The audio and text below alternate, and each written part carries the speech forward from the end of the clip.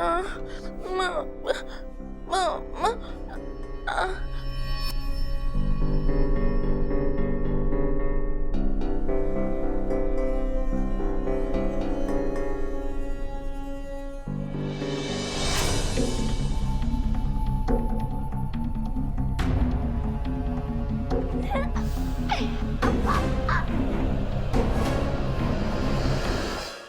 हर महादेव।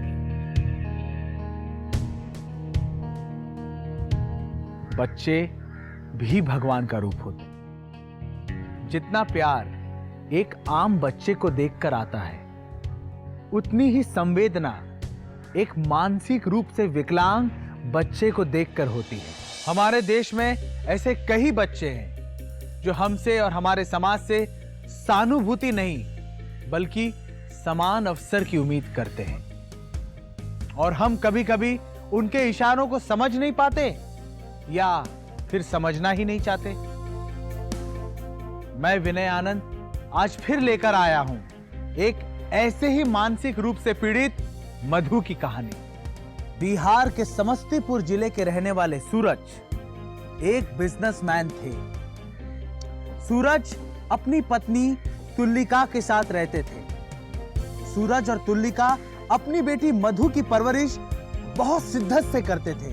कभी कभी इस परिवार को मदद की जरूरत अपने आस पड़ोस से पड़ जाती थी, पर मदद करने वाले वो हाथ हमेशा ही मदद करेंगे ऐसा जरूरी तो नहीं। जी हां, ऐसा क्या हुआ इस परिवार के साथ जिसने इंसानियत को शर्मसार कर दिया?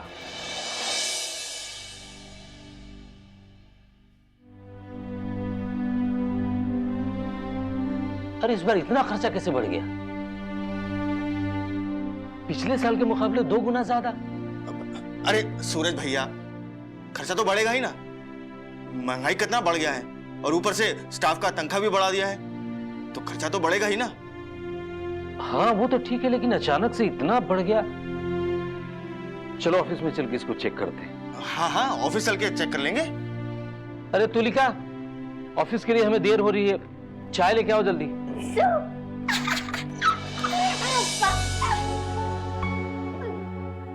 सूरज भैया, मधु में तो बहुत इंप्रूवमेंट आ गया। हाँ कुछ इंप्रूवमेंट तो हुआ है। अब बिजनेस की चिंता के अलावा इसकी भी चिंता लगी रहती है। मधु बेटा, अंकल को नमस्ते करो। नमस्ते। नमस्ते।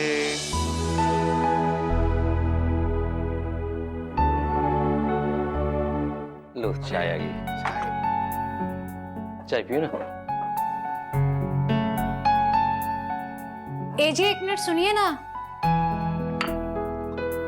मैं अभी आया।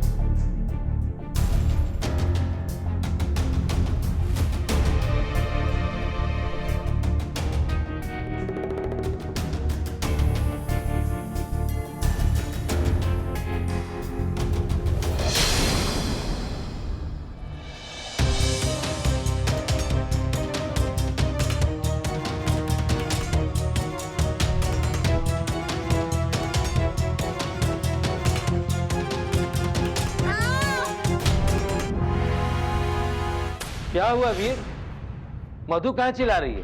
कुछ नहीं भैया, डर गई है शायद।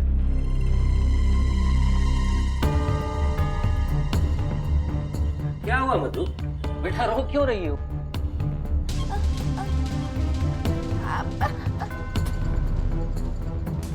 गाली।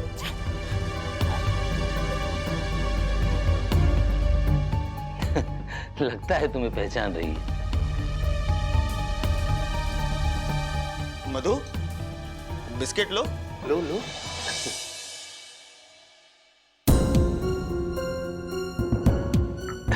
ले लो बेटा, अंकल हैं।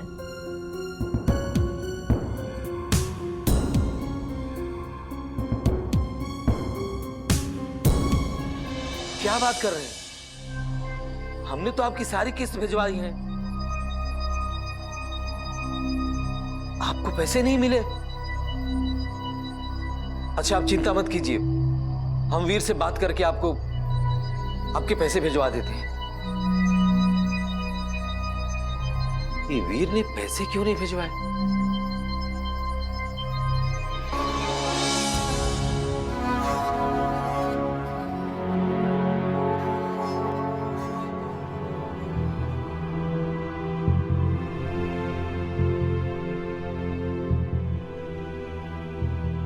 तो आप हमारे साथ नहीं जा रहे हैं ना?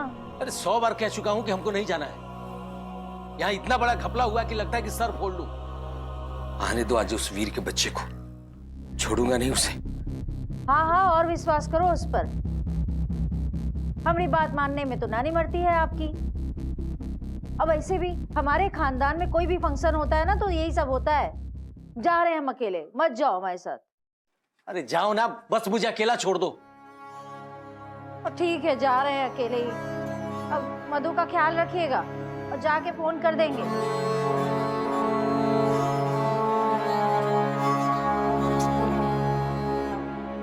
जा रहे हैं। अरे जाओ ना।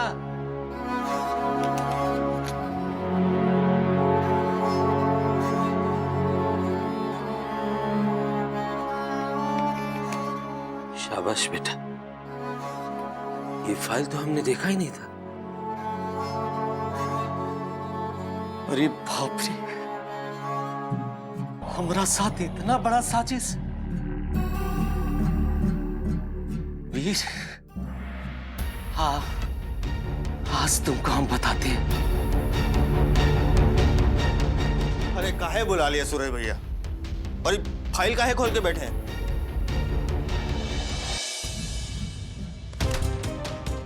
ये काम तो मुझे बहुत पहले कर लेना चाहिए था।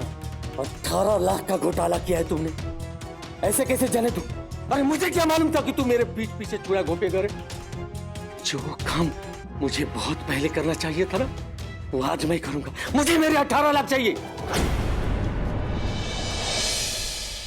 पैसा से? हाँ, अभी देते हैं पैसा।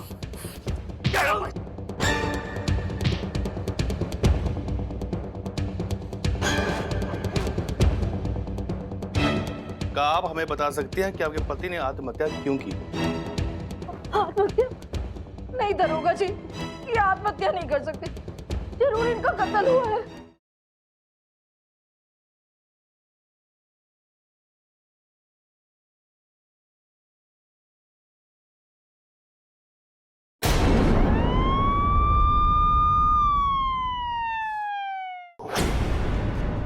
सूरज भैया, हमरा गिरबान छोड़ो। पैसा चाहिए हमको। हमने कहा सूरज भैया गिरबान छोड़ो। मुझे मेरे पैसे चाहिए, पैसे। पैसा से? हाँ, अभी देते हैं पैसा।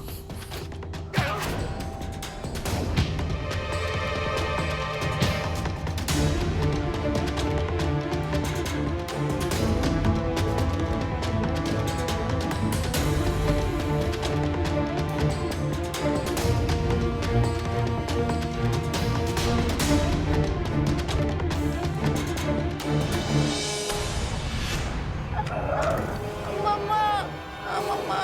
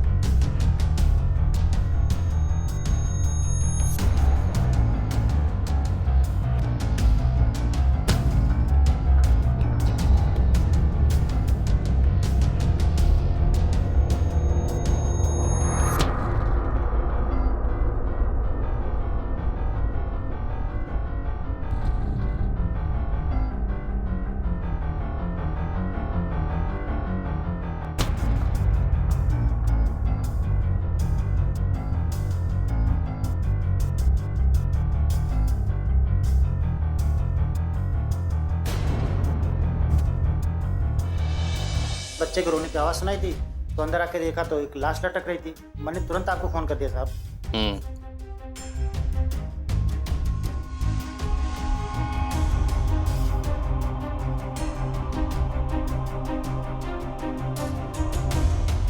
मेरे घर में पुलिस। मधु!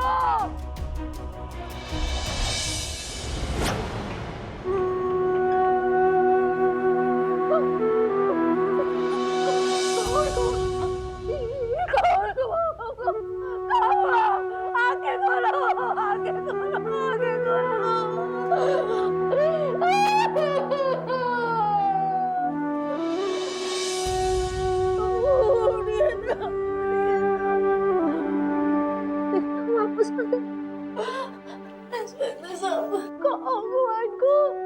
आपके पड़ोसी ने हमें फोन करके बुलाया। जब हम लोग यहाँ आए तो दरवाजा खुला हुआ था और आपके पति की लाश यहाँ पंखे से लटकी हुई थी। और आपकी बेटी अस्त व्यस्त हालत में पड़ी थी वहां। क्या आप हमें बता सकती हैं कि आपके पति ने आत्महत्या क्यों की? आत्महत्या? नहीं दरोगा जी, ये आत्महत्या नहीं कर सकते, जरूर इनका कत्ल हुआ है। क्या? अगर आप इतने विश्वास के साथ बोल रही हैं तो क्या आप कातिल को जानती हैं? नहीं, हमने कत्ल होते तो नहीं देखा, लेकिन ये काम जरूर वीर का है। वीर? ये वीर कौन है? वीर इनका बिजनेस पार्टनर था और उस पे इन्हें शक था कि उसने लाखों रुपए का गबन किया है, इसी ने हमारे पति को मारा है। ठीक है, हम वीर से पूछताछ करेंगे। वैसे भी पोस्टमार्टम के बाद सच्चाई का पता चल ही जाएगा। हवलदार, लाश के पंचनामे की तैयारी करवाओ और इस घर की अच्छे से छानबीन करो। एक भी सबूत छोड़ना नहीं चाहिए। ठीक है, जल्दी।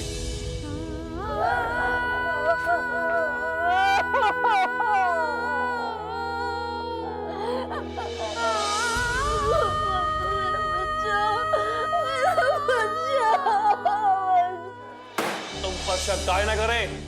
तुम उस दिन सूरज के घर पे गए, उससे मिले, तो फिर तुम दोनों में बहस हुई और तुमने आवेश में आकर उसे मार दिया। बोलो, सच है ना? नहीं सर, यह हकीकत नहीं है। हाँ, हम उसके घर गए थे, लेकिन हमारे बीच में खाली बहस हुई थी। हम बहुत थके हुए थे और ज्यादा बहस नहीं कर सकते थे, इसलिए हम सुबह बात करने के लिए बोलकर घर निकल गए, बस। झूठ! सूरज की हत्या तुमने की है। सर, सूरज की हत्या नहीं हुई है, बल्कि उसने खुदकुशी की है, वो भी बिजनेस में घाटे के चलते के कारण। वो डिप्रेशन में था। भला इतने नेक आदमी को कौन मारेगा? बिजनेस को घाटे में तुम लाए। सूरज जी की पत्नी का यह कहना है कि तुमने ही लाखों का गबन किया है। सच है ना?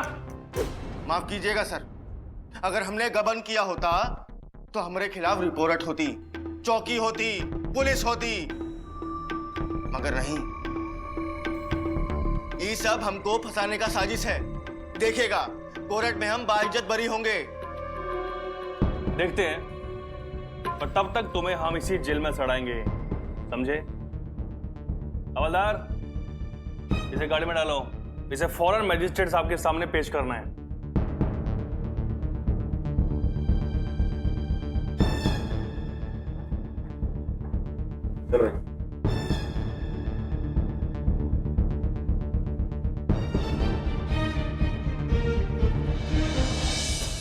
सूरज की हत्या का मामला सीधा होने के बावजूद भी उलझता जा रहा था।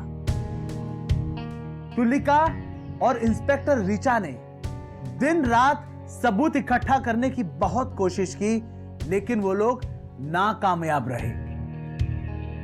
कत्ल की एकमात्र चश्मदीद गवाह मधु, जो दिमाग से कमजोर थी, अगर अदालत को सब कुछ बता भी देती तो वो माना नहीं जाता। उधर वीर का बचा कुचा डर भी गायब हो गया जब पोस्टमार्टम रिपोर्ट में यह आ गया कि सूरज की हत्या नहीं बल्कि खुदकुशी थी। और उसके बाद अदालत का आया वो फैसला जिसने तुलिका की बची कुची उम्मीद पर भी पानी फेर दिया था। मैडम, हमने बहुत कोशिश की, लेकिन ये केस हम जीत नहीं पाए। सबूतों के अभाव में कोर्ट में ये केस हमारे हाथ से निकल गया। का? इसका मतलब वो खूनी, वो वीर जेल के बाहर आ जाएगा? जी, कोर्ट ने उसे बाइज्जत बरी कर दिया। नहीं, हम ऐसा हरगिज नहीं होने देंगे। हम उसे सजा दिलवा के रहेंगे। पर कैसे दिलाएंगे आप? कहाँ से लाएंगे सबूत और गवाह? हमें अपनी मेहनत और अपने भगवान पे पूरा भरोसा है। आप देखिएगा, आप देखिएगा, हम उसके खिलाफ जरूर सबूत जुटा लेंगे। ठीक, आप जब सबूत जुटा लीजिएगा तो हमको बता दीजिएगा, हम कोर्ट में केस को रीओपन करा लें। अब हमें आज्ञा दीजिए।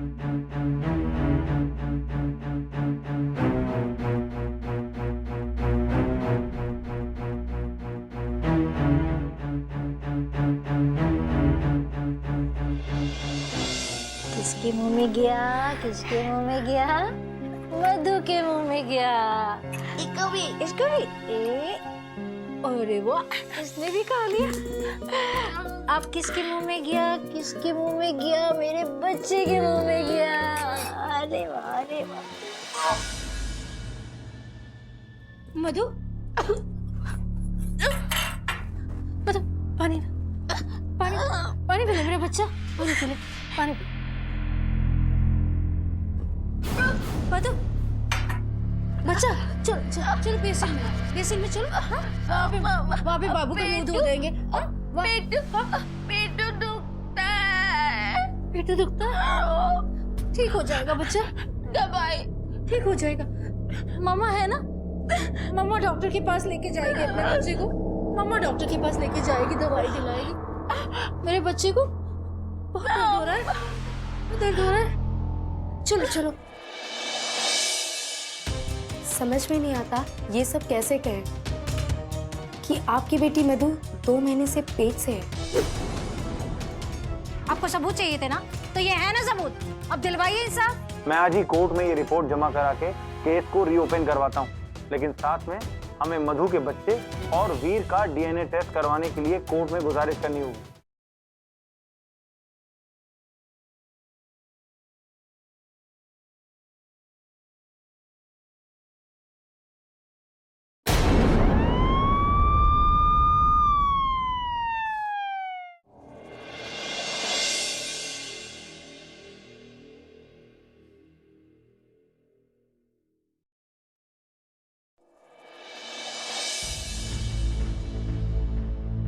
समझ में नहीं आता ये सब कैसे कहें कि आपकी बेटी मधु 2 महीने से पेट से है। क्या बकवास है?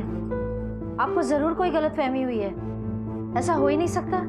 ये सच है, ये हम नहीं कह रहे, ये रिपोर्ट में लिखा है।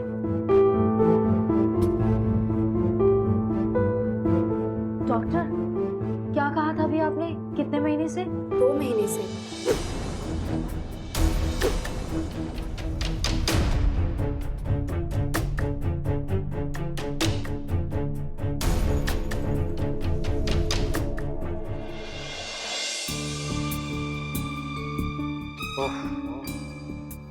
ये तो बहुत गलत हुआ है।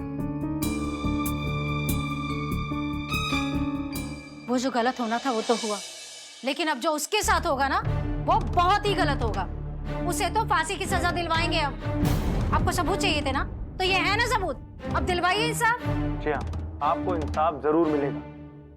मैं आज ही कोर्ट में ये रिपोर्ट जमा करा के केस को रीओपन करवाता हूँ, लेकिन साथ में हमें मधु के बच्चे और वीर का डीएनए टेस्ट करवाने के लिए कोर्ट में गुजारिश करनी होगी।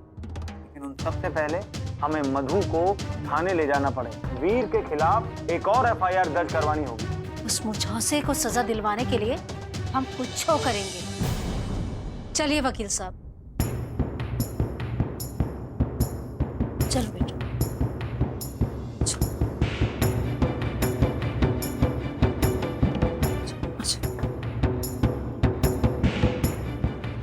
सच नहीं दरोगा जी, हमको पूरा यकीन है उसने हमारे पति का कत्ल करने के बाद हमारी बच्ची के साथ। तो गजब, शांत हो जाइए। मैंने आपकी एफआईआर दर्ज कर ली है और हम उसे तुरंत गिरफ्तार कर लेंगे, ठीक है? और विश्वास रखिए, एक बार वो हमसे बच नहीं पाएगा। हमें आपसे बहुत उम्मीद है, उसने हमको कहीं का नहीं छोड़ा। हम हाथ जोड़ के विनती करते हैं, हमें हमारे पति और बच्ची के लिए इंसाफ दिलवाइए। तो रेखा जी, संभालिए अपने आप को, हम पर विश्वास रखिए, हम उसे नहीं छोड़ेंगे और आपको इंसाफ दिलवा कर ही रहेंगे, ठीक है? फिलहाल आप घर जाइए। हवलदार, मेरी गाड़ी निकालो। 3 4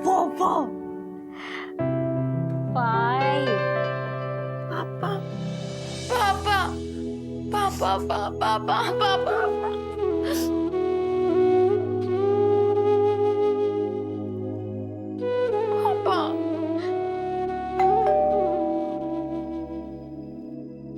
डरती क्यों बेटा? मम्मा है ना पास में। हाँ? मैं हाँ? तुम लिखो। पापा। अरे वकील साहब आप जी आइए ना। नहीं नहीं धन्यवाद। हम तो बस ये बताने आए थे कि आपकी मेहनत रंग लाई। वीर पर सूरज जी की हत्या और मधु के साथ गलत काम करने का आरोप सिद्ध हो गया है और अदालत ने वीर को उम्र कैद की सजा दी है। आज जाके हमका इंसाफ मिला, आज उनकी आत्मा को शांति मिली। हम तो बस आपको यही बताने आए थे। अदालत से ऑर्डर की कॉपी मिलते ही मैं आपको लाके दे दूँ। अच्छा हमें आके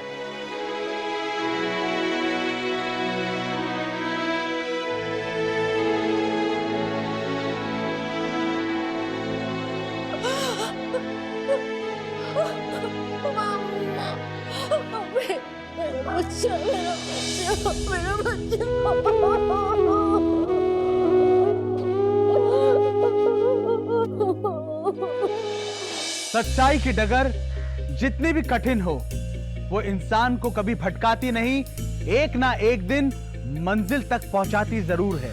और यही हुआ तुलिका जी के साथ, जिन्होंने इतने खराब परिस्थितियों में भी अपनी हार नहीं मानी और अपनी सोच बदली। उन्होंने एक वैशी दरिंदे को, एक जानवर को सलाखों के पीछे तक पहुंचा दिया। तुलिका जी ने वाकई में यह साबित कर दिया कि सच्चाई की जीत होती है। उन्होंने अपने पति और अपनी बेटी को इंसाफ दिला दिया। मैं सलाम करता हूं, सलूट करता हूं तुलिका जी की जांबाजी को। यह खातिर ना हम कहिला। ए भैया, रउआ लोग अपन सोच बदली, तभी ना ही समाज बदली। देखत रही पुलिस फाइल्स विनय आनंद के साथ। हम जल्दी हाजिर होकर एगो नया सच्चा जाबाज के साथ सच्ची कहानी। तब तक के लिए रउआ लोग देखत रही पुलिस फाइल्स। जय बिहार, जय झारखंड, जय हिंद। हमारी संस्था समाज के विक्षिप्त लोगों के संरक्षण के लिए काम करती है। समाज के लोगों से हमारी अपील है कि अगर उनके आसपास ऐसे लोग हों तो उनकी उचित देखभाल करें या हमें सूचित करें, क्योंकि ऐसे लोग अक्सर दरिंदगी के शिकार हो जाते हैं और उनकी बात को कानूनन भी मान्य नहीं किया जाता। इसलिए समाज के लोगों को उनके ऊपर विशेष ध्यान रखना चाहिए, ताकि फिर कोई विक्षिप्त लड़का या लड़की इस तरह की अपराध का शिकार ना हो जाए, और उन्हें हमें जरूर बताएं। धन्यवाद।